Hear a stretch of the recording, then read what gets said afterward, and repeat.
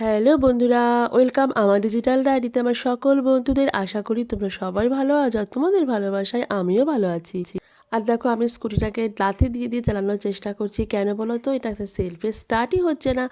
আর এটা তোমরা দেখে বুঝতেই পারছো কোনো একটা মন্দিরে এসেছি। ঠিক ধরেছো, আমি এখন এসেছি মা করুণাময়ী মন্দিরে। আর এই মন্দিরটা হচ্ছে আমডাঙ্গাতে। আসলে পৌষ মাসে প্রত্যেকবার আমি আমডাঙ্গায় মা করুণাময়ীর কাছে গিয়ে পুজো দিই, কিন্তু এইবার যাওয়াই হয়নি। আর আজকের দিনটা হলো পৌষ মাসের শেষ দিন, মকর সংক্রান্তি। তো ভাবলাম আজকেই আমি চলে যাব। তো বিকেল 5টার সময় আমি চলে গেলাম মায়ের কাছে। আর যাওয়ার সময় বড় মেয়েকে তো সঙ্গে নিলাম, কিন্তু রাস্তায় ছোট মেয়ের সঙ্গে দেখা হয়ে গেল। ও স্কুল থেকে ফিরছিল, তাই ওকেই সঙ্গে করে নিয়ে গেলাম। কারণ দুই মেয়ের সঙ্গে থাকলে মনে হয় পৃথিবীটাই বোধহয় আমার সঙ্গে আছে।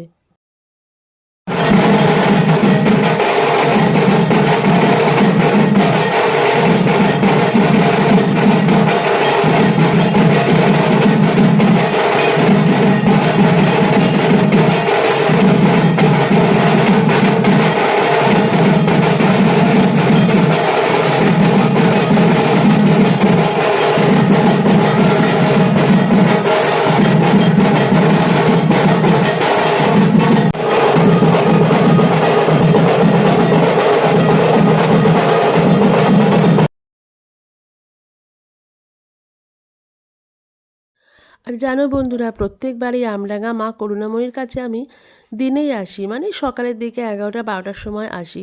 আর এইবার যেহেতু সময় পেলাম না, তাই বিকাল 5টার সময় আসলাম। কিন্তু এসে দেখলাম ভীষণ ভালো লাগলো, কারণ কোনোবার আমি মায়ের আরতিটা দেখতে পারি না। আর এই বছর মায়ের আরতি এত সুন্দর হচ্ছিল। আর এই ভিডিওটা কিন্তু অবশ্যই আমি লুকিয়ে করেছি, কারণ ওখানে পরিষ্কার লেখা ছিল ভিডিও করা বা ফটো তোলা কঠোরভাবে নিষিদ্ধ। কিন্তু তোমাদের সঙ্গে শেয়ার করবো না, তা কি হয় বলো বন্ধুরা। আর এই আমডাঙ্গাতে প্রত্যেক বছর 1 মাস ব্যাপী মেলা হয়। তবে আজকে ছিল মেলার শেষ দিন, ওই জন্য খুব একটা স্টল ছিল না এখানে। আর সবটা সত্যি কথা বলতে একটু রাত হয়ে গেছিলো বলে ভিডিও করা হয় না। দুই মেয়েকে নিয়ে একটু সাহস করে স্কুটি নিয়ে চলে গিয়েছিলাম, তো বাড়ি ফিরতে হবে। আর খুব ঠান্ডাও লাগছিলো। তো বন্ধুরা, কেমন লাগলো ভিডিওটা অবশ্যই জানিও। মায়ের কাছে তোমাদের জন্য, সবার জন্য কুশল প্রার্থনা করলাম। এখনকার জন্য রাখি, টাটা, বাই বাই।